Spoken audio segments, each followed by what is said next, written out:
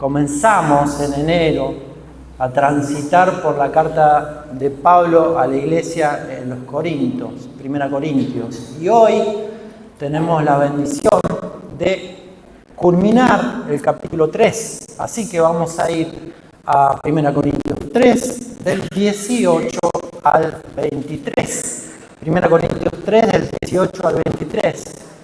Vamos a ir leyendo y, como hacemos los domingos, vamos a ir reflexionando, profundizando en cada uno de los versículos. Dice así, 1 Corintios 3, del 18 al 23, que nadie se engañe. Si alguno de ustedes se cree sabio según la sabiduría de este mundo, hágase ignorante para que llegue a ser sabio. Porque para Dios la sabiduría de este mundo es insensatez, pues escrito está: Él atrapa a los sabios de sus trampas. Y en otra parte dice: el Señor conoce los pensamientos de los sabios y estos son inútiles. Así que nadie debe vanagloriarse de los hombres, porque todo es de ustedes, sea Pablo, Apolos, Cefas, el mundo, la vida, la muerte, lo presente o lo porvenir, todo es de ustedes. Y ustedes son de Cristo y Cristo es de Dios. El título, que me van a tener que esperar hasta el final para ver por qué puse ese título, es 2 puntos y el contexto. Bueno, vamos a empezar. Este capítulo culmina, el capítulo 3 culmina con una exposición que estuvo realizando Pablo a partir de 1 Corintios 10, 1:10, y lo hemos visto, porque en aquellos momentos de la iglesia había bandos, diferentes bandos, de hermanos dentro de la congregación que estaban a favor de diferentes líderes. No se sabe muy bien si los ejemplos que cita Pablo, porque hay algunos que dicen que son de Pablo, otros que dicen que son de Apolos, otros dicen que son de Cefas. No sabemos si son específicamente esas personas a las cuales seguían el liderazgo, pero servían como ejemplo porque los de Corinto conocían al tal Pablo, al tal Cefas, al tal Apolos, ¿sí? Y se comenzaron a generar producto de estos seguimientos a ciertos líderes, divisiones. Y Pablo comienza con su exposición dentro del capítulo 1, del 10, y culmina en el 4:1. Nosotros vamos a ir hasta el 23, hasta el 3:23. Y algunos de ese grupo, en su orgullo, decían que yo soy de Cristo. El resto se confunde, pero yo, en mi orgullo, digo, no, yo la tengo clara. Yo soy de Cristo. Ese era el grupo de las personas que no se daban cuenta, eran similares a los fariseos de aquella época. Estaban llenos de orgullo. Y la contundencia de Pablo, su teología y su uso del Antiguo Testamento es sobresaliente. Su mirada pastoral y también su amor y trato por y hacia las personas es de ejemplo para nosotros, porque si nosotros vamos a 1 Corintios 1:10, él dice: hermanos, les ruego, tenía autoridad para decirles, hagan esto, hagan aquello, pero les dice, les ruego, es un ejemplo de virtud hacia nosotros. Y culmina esta exposición, como he comentado, en el capítulo 3. Empieza el versículo 18 diciendo: nadie se engañe. Nadie se engañe. La tendencia del hombre en general, independientemente de que seas cristiano o no lo seas, del hombre caído en realidad a partir de Adán hasta ahora, es la de engañarse a sí mismo. Decir, yo puedo, yo no necesito de nadie, Yo no necesito pedir ayuda, no necesito pedir auxilio, yo me las sé todas, soy un experto en esto y aquello. Y este es un ejemplo muy increíble, porque esta semana estuvimos con los muchachos del discipulado hablando. Es notorio observar cómo cualquiera puede agarrar un micrófono, una buena cámara, o si tiene un celular de última tecnología, y armarse y crearse un canal de YouTube. No, cualquiera puede hacerlo. Y empieza a querer saber y a decir lo que sea. Y esto es terrible, porque es muy peligroso. Se engañan a ellos mismos, pero acarrean un montón de personas que empiezan a seguir a aquellos que creen que saben. Aunque cuando empezás a indagar saben poco y nada, pero como siempre digo, tienen la autoestima muy alta. Me encantaría tener la autoestima un poquito más alta, ¿no? Ellos tienen autoestima alta y arman un canal de YouTube. Y son como dice Cristo, ¿no? Como nos advirtió, son ciegos que guían a ciegos. Y cuidado, porque caen todos en el mismo pozo. Si alguno de ustedes, continúa diciendo, se cree sabio según la sabiduría de este mundo, noten la palabra se cree sabio, claro, porque según su parecer, se engañan a sí mismos, según la sabiduría de este mundo, que es efímera, que hoy levanta un ídolo y mañana lo tritura, lo destruye. ¿Cuánto duran los ídolos creados por el hombre? Una generación, dos, cuanto mucho, y después te olvidás. Dice Pablo, hágase ignorante para que llegue a ser sabio. Pablo utiliza una paradoja que en realidad lingüísticamente el término es una antítesis paradójica. Ese es el término lingüístico que se utiliza. Perder para ganar.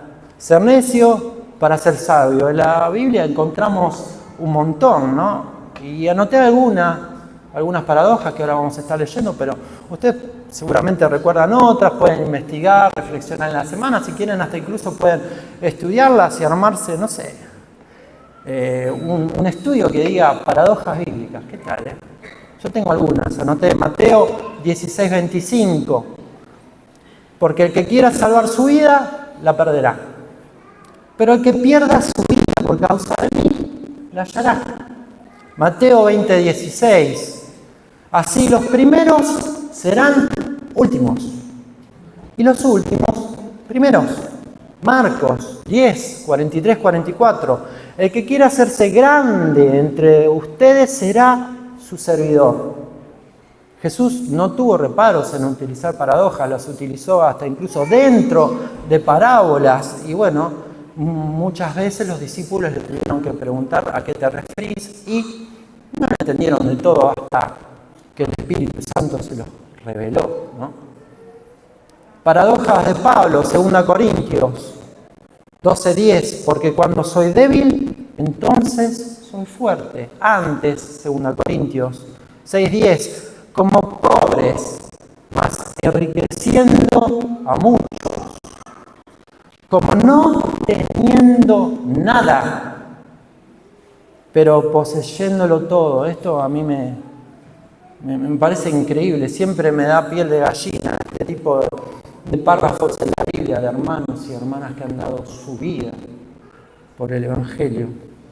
La última paradoja de ejemplo, en el último libro precisamente de la Biblia, Apocalipsis 2:9, yo conozco tu tribulación y tu pobreza, porque tú eres rico, eres pobre, pero no, tú eres rico.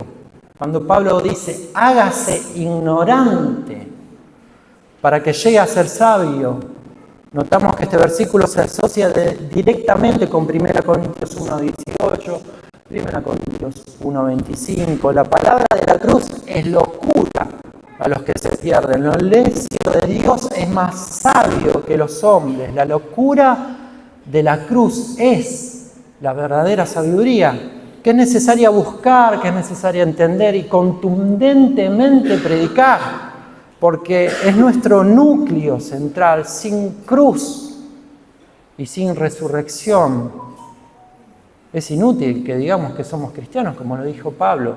Si Cristo no hubiera resucitado, vana sería nuestra fe. No por nada Martín Lutero se esforzó durante toda su vida en resaltar la teología de la cruz, permeando cada uno de sus dichos con ese concepto. Por medio del Evangelio, por medio de la cruz, el sacrificio de Cristo y su resurrección, Dios se acerca al hombre y lo quita de su condición de desesperanza, como nos ha pasado a muchos de nosotros, ¿no? Vivíamos en un mundo desesperanzado. ¿Vos te sentís desesperanzado en esta mañana? Cristo, y solo Cristo, puede quitarte de esa condición. Necesitas entender primero tu real condición, el sacrificio de Cristo, cuál es tu estado, cuál es tu condición actual, arrepentirte de tus pecados y reconocerlo como tu Señor y Salvador. La salvación está cerca de nosotros, está muy cerca, mucho más de lo que hubiésemos pensado. Versículo 19. Porque para Dios la sabiduría de este mundo es insensatez. Pablo comienza a explicar y a citar con detalle el Antiguo Testamento y explica lo que significa precisamente esa paradoja. Claramente expone una realidad para todos. Dios es Dios. Nosotros somos seres imperfectos, llenos de debilidades, y los pecados que todos los días realizamos, estamos constantemente luchando con nuestra inconsistencia, con nuestra inconstancia, con nuestro orgullo, y que con perseverancia, con la ayuda, el auxilio del Espíritu Santo, queremos cada día ser mejores hijos, mejores discípulos de Cristo. Pablo primero cita a Job. ¿Y qué dice Job? Que él atrapa a los sabios en sus propias trampas. Vamos a ver un poquito el contexto de Job. Comienza el capítulo 3 de Job empezando a reprochar a Dios, entre paréntesis, ¿no? ¿Quién nos reprocharía de nosotros a Dios en la condición en la cual Job estuvo? Déjenme decirles que yo reprocho a Dios con mucho menos, muchísimo menos de lo que le pasó a Job. A partir del capítulo 4 me pongo en el lugar de Job y no digo que un amigo mío, digo un conocido. Porque si un amigo me diría a mí lo que le dijo Elifaz a Job, bueno, le dijo, vos tenés que primero arrepentirte de tu pecado, porque lo que te está pasando es porque estás pecando. Qué amigo, ¿no? Capítulo 4. Empieza Elifaz a explicar lo que considera que Job tiene o le pasa. Capítulo 4, versículo 3 al 5. Vamos a ir un salteadito rápidamente en esta mañana. Capítulo 4, versículo 3 al 5. Yo recuerdo que tus sabias enseñanzas infundían fortaleza a los débiles. Si alguien caía, tus palabras lo levantaban. Tú sostenías al que estaba por caer. Pero ahora que eres tú quien sufre, te desanimas y no logras superar tu tribulación. Job era una persona sabia, según Elifaz y según aquellos que lo escuchaban, pero en su condición estaba atribulado y no sabía qué hacer. O sea, no ejercitaba el ejemplo teórico que decía conocer. Después del 17 al 21, dice Elifaz, ¿acaso el hombre es más justo que Dios? ¿Es acaso más puro que su propio Creador? Si Dios no confía ni en sus ángeles, pues ve la torpeza de sus propios siervos, ¿cómo puede confiar en el hombre que habita en casas construidas sobre el barro? Tremendo. Y que un día será pasto de los gusanos, nace por la mañana y muere por la noche, y se pierde para siempre sin que nadie lo recuerde. Atentos al 21. Es arrancado como las estacas de una carpa y muere antes de alcanzar sabiduría. Eso es lo que le está diciendo Elifaz a Job. La sabiduría de este mundo es insensatez y es el contexto que está comenzando a traer Pablo con este discurso. Lo están viendo, hermanos y hermanas. El hombre no es sabio en su propia opinión, no lo es, y muere antes de pretender o pensar serlo. Terrible el versículo 21. Elifaz continúa en el capítulo 5 y Pablo cita específicamente el 5:13, ¿no? Pero del 8 al 14 dice: yo en tu lugar, qué orgullo de Elifaz, ¿no? No estaba en el lugar de Job, pero yo en tu lugar recurriría a Dios y me pondría en sus manos. Dios hace cosas grandes e incomprensibles, amén, diríamos. Imposible contar las maravillas que realiza, amén de nuevo. Con su lluvia cubre toda la tierra, con el agua empapa los campos, a los humildes los enaltece y a los afligidos los consuela. Desbarata los planes de los astutos y hace que sus proyectos fracasen. Este es el versículo que cita Pablo. Atrapa a los malvados con sus propias artimañas y desbarata sus planes perversos. En pleno día caminan como ciegos, a pleno sol andan a tientas como de noche. Quédense con el versículo 17, quédense, pongan el dedo ahí o resalten que vamos a volver con este versículo y lo vamos a asociar con Salmo. Un cachito de tiempo, nada más. Presten especial atención al 17. Volvemos con 1 Corintios 20, porque después de citar a Job, cita un salmo, ¿sí? Cita un salmo. El Señor conoce los pensamientos de los sabios y estos son inútiles. ¿Qué dice el Salmo 94? Veamos, Salmo 94, que es el salmo que cita. Salmo 94. Es un salmo de auxilio para que Dios socorra al justo y pueda quebrantar a los necios de este mundo. Es una de las tantas peticiones de socorro que existen en los salmos, ¿no? Salmo 94, 8 al 11, dice: entiéndalo bien, gente necia e insensata. ¿Cuándo van a actuar con sabiduría? Parece que nunca. Por lo que estamos leyendo hasta ahora.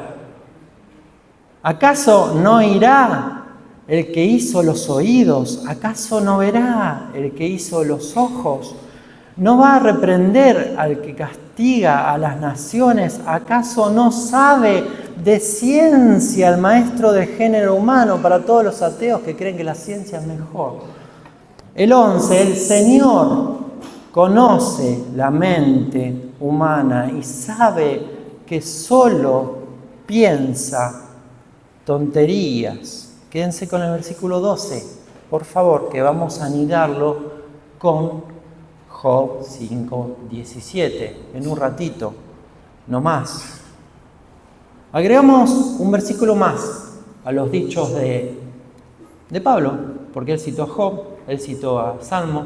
Nosotros vamos a citar un versículo más. ¿Y cómo lo vamos a hacer? Bueno, lo podemos hacer del siguiente modo. En otras versiones, en Salmo 94:11, dice: el Señor conoce la mente humana que solo piensa en vanidad. cuando nos surge la palabra vanidad, podemos decir, vanidad, todo es vanidad. Eclesiastés, sí, Eclesiastés, porque está muy ligada la vanidad en Eclesiastés al pensamiento, a los proyectos y las reflexiones humanas. Podemos leer en Eclesiastés 1, 13 al 14. Escudriñé todo lo que se hace bajo el sol y pude darme cuenta de que todo es vanidad y aflicción de espíritu. Me entregué de corazón a investigar y a estudiar minuciosamente todo lo que se hace bajo el cielo. Escudriñé todo lo que se hace bajo el sol y pude darme cuenta de que todo es vanidad y aflicción de espíritu. Eclesiastés está plagado de estos versículos. Y con estos dos que citamos, o sea, Job y Salmo, y agregamos a Eclesiastés, todo pensamiento del hombre vanidoso es una fiel demostración de un corazón orgulloso. Rima y todo, vamos de vuelta. Todo pensamiento de un hombre vanidoso es una fiel demostración de un corazón orgulloso. Ahora sí, ¿recuerdan que les había dicho que se queden con Job? Que se queden un poquito con Job y vamos a asociarlo. Job 5:17. Y esto es un detalle sorprendente que encontramos en la palabra. Es parte de un hallazgo a medida que estudiamos. Porque Job 5:17 se asocia directamente con Salmo 94. Es increíble la palabra. Job 5:17 dice, dichoso aquel a quien Dios corrige. Así que agradece la corrección del Todopoderoso. ¿Y qué dice? Salmo 94:12. Miren, Señor, cuán dichosos son aquellos a quienes corriges e instruyes en tu ley. ¿Lo están viendo? ¿Están viendo? La relación es sorprendente. La instrucción de Dios hacia el hombre viene y es producto de su palabra. Lo necio de este mundo, lo insensato, es corregido constantemente con la palabra. El que quiera ser sabio debe ser instruido en su palabra. Hermano, hermana, si nuestra vida no es cimentada en la palabra, será cimentada con otras cosas. Y ustedes pueden pensar cuáles pueden llegar a ser las otras cosas, porque es muy personal. Es entre Dios y todos nosotros en esta mañana. No nos podemos esconder de Dios nunca. No lo quise dejar pasar este punto porque me pareció notable. Ahora sí, volvemos, no se pierdan en el camino, volvamos a 1 Corintios, versículo 21, 3:21.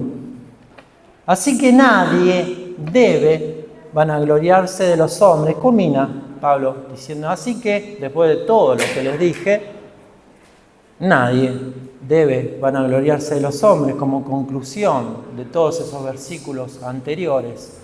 Si el hombre es un necio, lo leímos. Si sus pensamientos son desacertados, lo leímos. Si el hombre defrauda, si el hombre se confunde, si el hombre es esto, el hombre es aquello, ¿cómo te vas a vanagloriar del hombre? ¿Cómo te vas a gloriar de él? ¿Cómo lo vas a exaltar? No lo hagas. ¿Para qué? No lo hagas. Mirá lo que dijo Pablo, mirá cómo citó a Job, mirá cómo citó a Salmos, mirá cómo nosotros agregamos Eclesiastés, andamiamos a partir de los dichos de Pablo. Continúa diciendo, porque todo es de ustedes. Y estamos por explicar el título. de la predicación. Porque todo es de ustedes. Si yo leo así nomás, porque todo es de ustedes, olvídense ahora de los 2 puntos. Si leo así nomás, puedo acudir a 2 modos muy errados de leer. Uno peor que otro, ¿sí? Pero la creatividad de algunos parece que no tiene límite, ¿no? Sorprende si lo leo así nada más. El primer modo errado de leerlo es el siguiente: mirá, ¿cómo que todo es de nosotros? Todo es de ustedes, dice. ¿Cómo que todo es de nosotros? No me parece que esto sea, para mí, este versículo, para mí, para nada. Tengo poco y tengo nada, no me alcanza, lucho con lo que me falta, siento como que tengo más debes que haberes, ni hablar si estoy transitando por un periodo de enfermedad, acompañado por falta de dinero, hasta incluso parece como que todo se conjuntara en mi vida, varias cosas en mi contra. Son demasiadas cosas, Señor, y vos me decís que tengo todo. ¿Nunca les ha pasado? Es bueno sincerarse con Dios. Y es bueno sincerarse ante la congregación. Somos comunidad de fe. Pensemos en nuestra propia vida. Este es el primer modo errado de ver esta parte del versículo. Y el otro modo de interpretarlo es uno de los peores, porque como dije, hay gente muy creativa. Si leemos esto solo, como muchos quisieron y de hecho lo hacen, podemos descuartizar literalmente una parte del versículo. Podemos leer: todo es de ustedes. Todo. Se me infla el pecho y todo es mío, empiezo a decir. No le demos ideas a corrientes que quieren promulgar este tipo de pensamientos monetarios, empoderando a las personas con sus mentiras. Existen registros hoy día, estudios recientes, en donde esos templos monumentales de a poco se están quedando sin gente porque se están dando cuenta de sus farsas, mintiendo a las personas con que Dios los va a hacer ricos, los va a hacer sanos, los va a hacer saludables. Si acá está, mirá, lo dice, todo es nuestro. Eso no es verdad. Podemos leerlo como está escrito, con los 2 puntos. Y el contexto. Versículo 22 dice: todos de ustedes 2 puntos. Sea Pablo, sea Apolos, sea Cefas, el mundo, la vida, la muerte, lo presente o lo porvenir, todo de ustedes.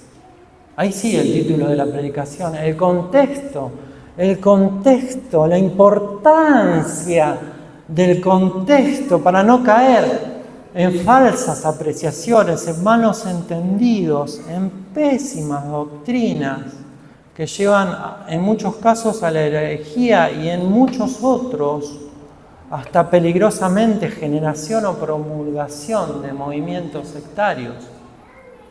Versículo 23. Y ustedes son de Cristo, y Cristo es de Dios. Y culmina el gran teólogo de un modo que ojalá pudiéramos estar a un 2%.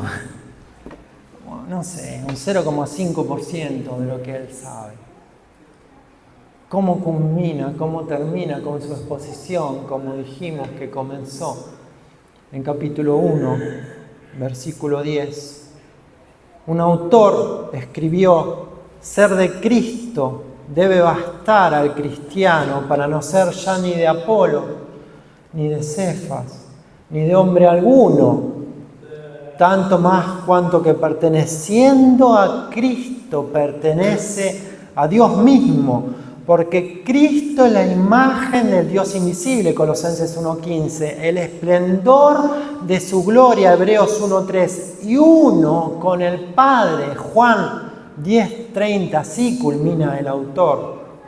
En otras prédicas vimos como dentro de la iglesia existían grupos que decían ser de Cristo de un modo un tanto orgulloso, ¿no? 1 Corintios 1:12 decía: aún otros dicen yo soy de Cristo. Es posible, cuidado con esto, es posible que algunos comentaristas se acercan al hecho de que Pablo forme un tipo de advertencia al decir: ustedes son de Cristo y Cristo es de Dios, Cristo no es de ustedes. Es posible que termine así, y a mí me gusta pensar que así fue, que Pablo quería elevar su pensamiento hasta Dios para reconducirlos a la unidad suprema que es Dios mismo. Creo que el gran teólogo nos iluminó una vez más mediante el Espíritu Santo al escribir estas frases. Concluimos. Vamos, que falta poco. Concluimos.